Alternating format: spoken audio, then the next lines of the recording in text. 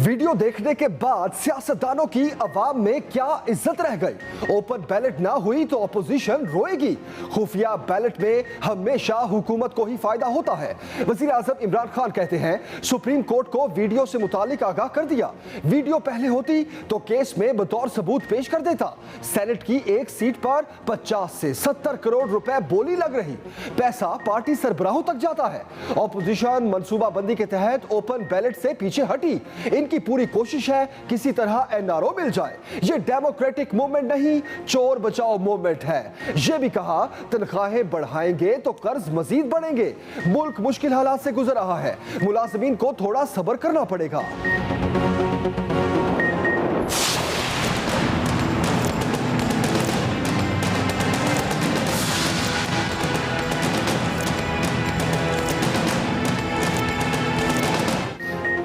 Video scandal के सारे किरदार बेनकाब होंगे। वजीर आजम इमरान खान ने कमेटी बना दी। वफाकी वजीर फवाद चौधरी, श्री मजारी और शहजाद अकबर शामिल।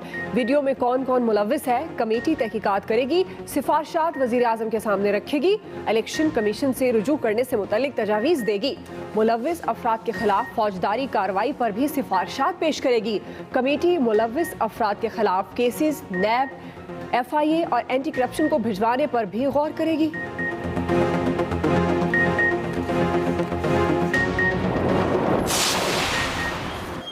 तहरीक इंसाफ से कौन कौन सेनेट का इलेक्शन लड़ेगा, नाम शॉर्टलिस्ट। वजीर आजम की जेर सदारत PTI पार्लिमानी बोर्ड का इजलास, टिकटों से मुतल्लिक सिफारिशात पेश।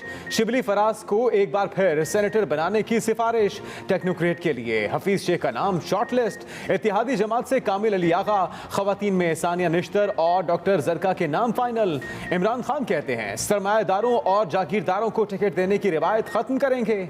ऐसे लोगों को सेनेट का टिकट देंगे जो अवामी फलाह और बेहतर कानून साजी के लिए काम करें। सियासी जमातें मुतहर्रिक, सेनेट इलेक्शन के लिए कमर कस ली। पंजाब में तहरीक इंसाफ के राब्ते तेज। वजीर आला उस्मान बुज़दार ने अहदाफ मुकर्रर कर लिए। अपनी टीम को नाराज अरकान को बनाने का हदफ दे दिया। गुज़श्ता चंद दिनों के दौरान उस्मान बुज़दार 50 से जायद अरकान से मुलाकातें कर चुके। उधर पीपल्स पार्टी ने सिंध से उम्मीदवारों के नाम शॉर्टलिस्ट कर दिए। सिंध से ही सेनेट की तमाम 11 नशिस्तों पर उम्मीदवार खड़े किए जाएंगे।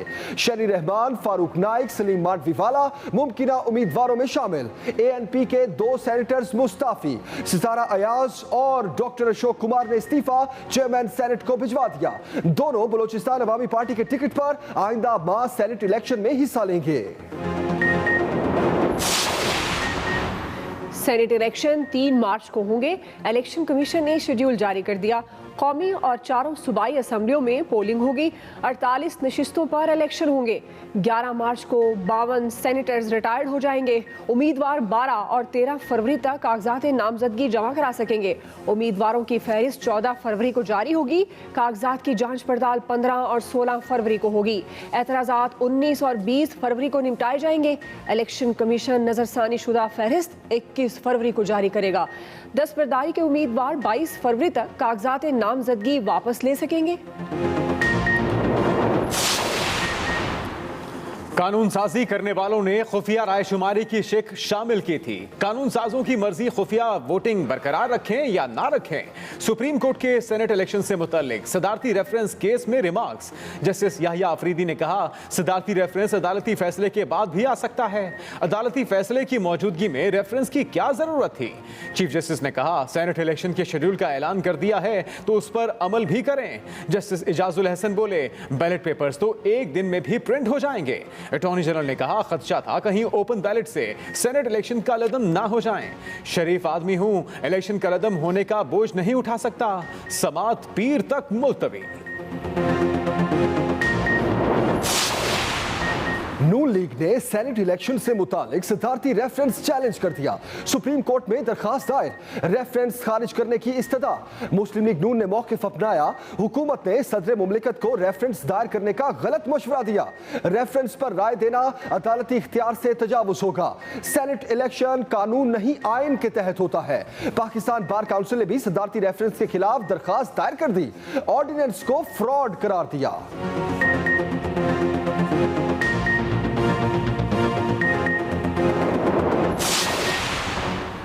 नवाज शरीफ का सरबराह पीडीएम मौलाना फजलुर रहमान को टेलीफोन। सेनेट इलेक्शन में जामे हिकमत अमली के तहत हिस्सा लेने पर इत्तेफाक। वीडियो स्कैंडल से पैदा होने वाली सूरत हाल पर भी तबादला ख्याल। नवाज शरीफ की लॉन्ग मार्च कामयाब बनाने के लिए हर किस्म की ताउन की यकीन दहानी।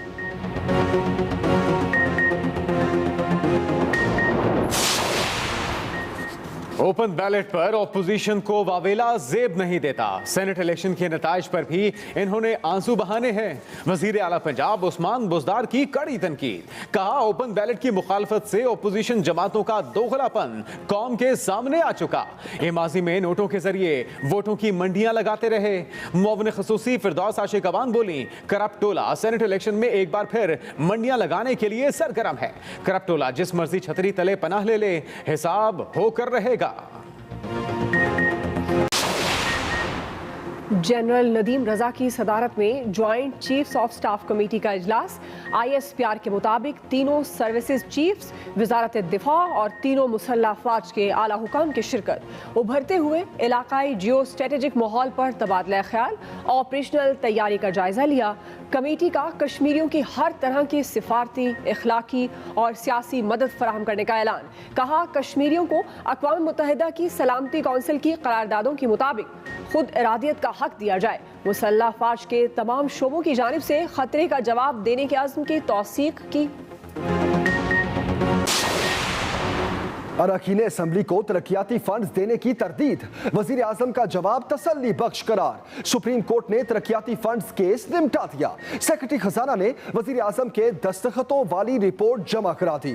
चीफ जस्टिस ने कहा वजीर आजम का जवाब काफी मुतल्लिल है। जस्टिस काजी फायज ईसा ने रिमार्क्स दिए, क्या वजीर आजम का काम लिफाफे तकसीम करना है? मुझे एक व्हाट्सएप मैसेज मौसूल हुआ जिसमें कुछ दस्तावेजात हैं जिनमें हल्का NA-65 के रुकन को फंड्स दिए गए। अटॉर्नी जनरल ने कहा व्हाट्सएप वाली दस्तावेजात के हवाले से आपकी निशानदही का जायजा लेंगे। हुकूमत और तहरीक लब्बैक के दरमियान मुआहदा। 16 फरवरी को इस्लामाबाद की तरफ ऐलान करदा मार्च मुअख्खर। डेडलाइन में 20 अप्रैल तक तोसी। मुआहदे के तहत हुकूमत 20 अप्रैल तक फ्रांस से ताल्लुकात ख़त्म करने का तहरीक लब्बैक का मुतालबा पार्लियामेंट के सामने रखेगी। फ्रांसीसी मसनूआत के सरकारी सतह पर बॉयकॉट का फैसला भी पार्लियामेंट में उठाएगी। वज़ीर आज़म इमरान खान कहते हैं गुस्ताखाना खाकों पर जितना स्टैंड हमने लिया किसी हुकूमत ने नहीं लिया। हुकूमत ने कई मुस्लिम ममालिक को खतूत लिखे। 20 अप्रैल तक मुआहदा पार्लियामेंट में पेश करने की यकीन दहानी करवा दी गई। वफाकी हुकूमत पंजाब में गंदुम गायब होने का इल्जाम सिंध पर ना लगाए। वजीर आला मुराद अली शाह ने गंदुम जखीरा करने के इल्जामात मुस्तरद कर दिए। सूबाई काबीना के इजलास में कहा मुल्क में गंदुम का बहरान पंजाब से 60 लाख टन गंदुम गायब होने से हुआ। मुर्तजा वहाब कहते हैं सिंध हुकूमत ने पब्लिक प्राइवेट पार्टनरशिप में लोगों को रोजगार फराहम करना शुरू कर दिया है।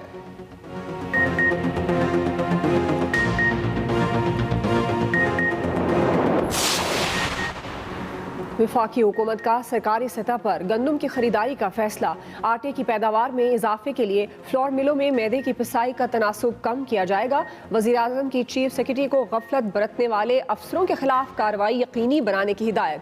कहा अफसरान को गरीबों की तकलीफ का एहसास करना होगा। रावलपिंडी के शहरियों के लिए भी खुशखबरी।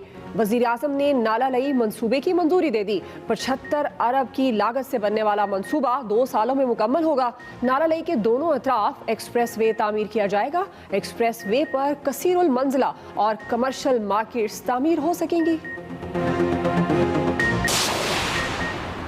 जुमे से लापता कोपैमाओं का कुछ पता ना चल सका। K2 पर सर्च ऑपरेशन के लिए जदीद टेक्नोलॉजी से आरास्ता वर्चुअल बेस कैंप कायम। लापता कोपैमाओं की तलाश के लिए पहली बार सिंथेटिक अपर्चर रडार टेक्नोलॉजी का इस्तेमाल किया जाएगा।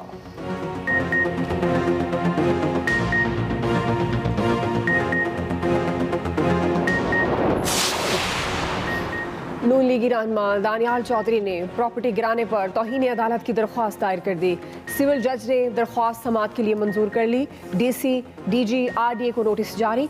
मजीद प्रॉपर्टी गिराने से रोक दिया गया। ज़रा इदारियों से रिपोर्ट भी तलब। इंतजामिया ने गुज़श्ता रोज 4 मार्कीज, 1 फूड कोर्ट और 4 मंजिला प्लाजा मस्मार किया था। इनसे डेफेमेशन से इनके खिलाफ ही जो इन्होंने कानून की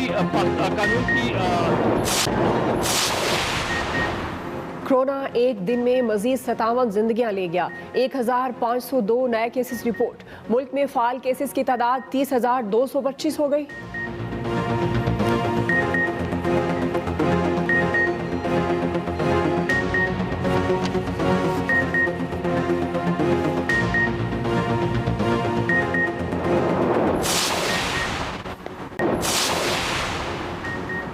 माउंट एवरेस्ट सर करने का झूठा दावा। नेपाल ने 3 भारतीय कोपमाओं पर 6 साल के लिए पाबंदी आयद कर दी। भारतीयों ने 2016 में दुनिया की बुलंद तरीन चोटी सर करने का झूठा दावा किया था।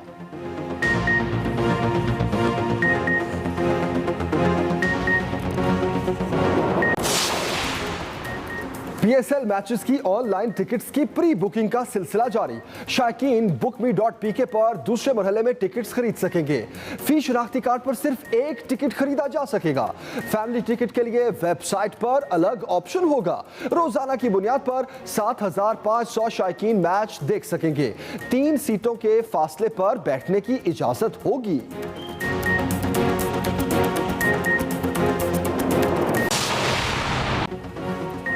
अस्सलाम वालेकुम, आप देख रहे हैं एक्सप्रेस न्यूज। मैं हूं जमील सुखेरा। मैं हूं दुआ जमील और मैं हूं मोहम्मद जुनेद हलीम। आगाज अहम खबर से। सबसे पहली अहम खबर यह है कि जस्टिस काजी फायज ईसा इंसाफ के तकाजों और गैर जानिबदारी के पेश नजर वजीर आजम से मुतल्लिक मुकदमात ना सुने। सुप्रीम कोर्ट ने वजीर आजम तरक्याती फंड केस का तहरीरी फैसला जारी कर दिया है और इस फैसले के मुताबिक दौरान समाअत जस्टिस काजी फायज ईसा ने अटॉर्नी जनरल को बाज दस्तावेजात भी दी। उनकी जानिब से दस्तावेजात दी गई हैं। इसी केस से मुतल्लिक मजीद तफसीलात क्या हैं जानते हैं अपने नुमाइंदे अकील अफजल से। अकील, तफसीलात फराहम कीजिएगा। जी बिल्कुल, सुप्रीम कोर्ट ऑफ पाकिस्तान ने वज़ीर आज़म की जानिब से फंड्स के अरकान असम्बली को फंड देने से मुतल्लिक केस का तहरीरी हुक्मनामा जारी कर दिया है। ये फैसला 5 सफ़हात पर मुश्तमिल है, जिसमें कहा गया है कि जस्टिस दौरान समाअत जस्टिस काजी फायज ईसा की जानिब से मुकदमे के अंदर कुछ दस्तावेजात बेंच के मेंबरान को और अटॉर्नी जनरल को दी गई, जिसके मुताबिक वज़ीर आज़म ने कुछ जो फंड्स है वो अरकान असम्बली में फंड्स की तकसीम की, जिस पर ताम जो ऑनरेबल जज थे जस्टिस काजी फायज ईसा, उन्होंने खुद भी इस बात पर मुकम्मल एतमाद नहीं किया कि जो दस्तावेजात उनको दी गई हैं उनके हवाले से क्या जिम्मेदारी ली जा सकती है कि नहीं, कि वो दस्तावेजात ठीक हैं या नहीं।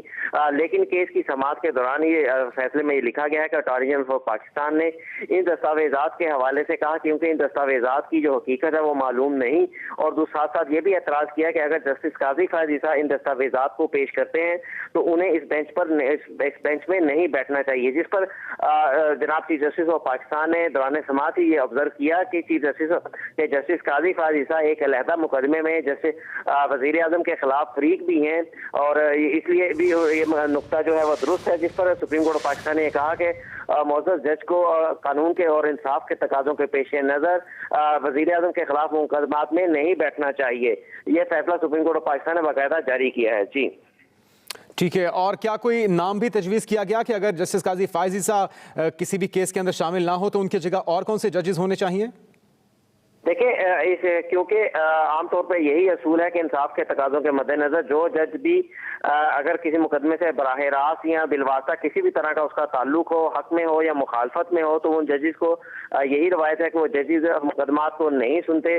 तो इसलिए सुप्रीम कोर्ट ऑफ पाकिस्तान ने आज बाकायदा अपने हुक्मनामे में ये ऑब्जर्वेशन दी है कि जस्टिस काजी फायज ईसा को, क्योंकि वो वजीर आजम के खिलाफ, जाहिर बात है कि वजीर आजम की जानिब से एक रेफरेंस भेजा गया था, सदर को एडवाइस किया गया था, जिस पर सदर पाकिस्तान ने बाकायदा जस्टिस काजी फायज ईसा को हटाने के लिए एक रेफरेंस भेजा था, और वो रेफरेंस जो है वो अभी तक पेंडिंग भी है, और उसी रेफरेंस का बराह रास्त तो हवाला नहीं दिया गया, लेकिन उसी रेफरेंस के हवाले से ये बात करते हुए चीफ जस्टिस ऑफ पाकिस्तान ने आज ऑब्जर्वेशन भी दी दौरान समाअत, क्योंकि जस्टिस काजी फायज ईसा की जानिब से वजीर आजम के खिलाफ मुकदमे में उनको फरीक बनाया गया है। इसलिए सुप्रीम कोर्ट ने अपने फैसले में अपहोल्ड किया है कि इंसाफ के तकाजों के मद्देनजर जस्टिस काजी फायज ईसा को वजीर आजम के हवाले से जो मुकदमात हो उनमें नहीं बैठना चाहिए।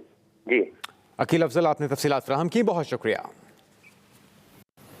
वजीर आजम इमरान खान कहते हैं कि वीडियो देखने के बाद सियासतदानों की अवाम में क्या इज्जत रह गई। ओपन बैलेट ना हुई तो ऑपोजिशन रोएगी। अहम और बड़ी खबर दे रहे आपको, वजीर आजम इमरान खान कहते हैं कि अगर ओपन बैलेट ना हुई तो ऑपोजिशन रोएगी। सेनेट की एक सीट पर 50 से 70 करोड़ रुपए बोली लग रही है।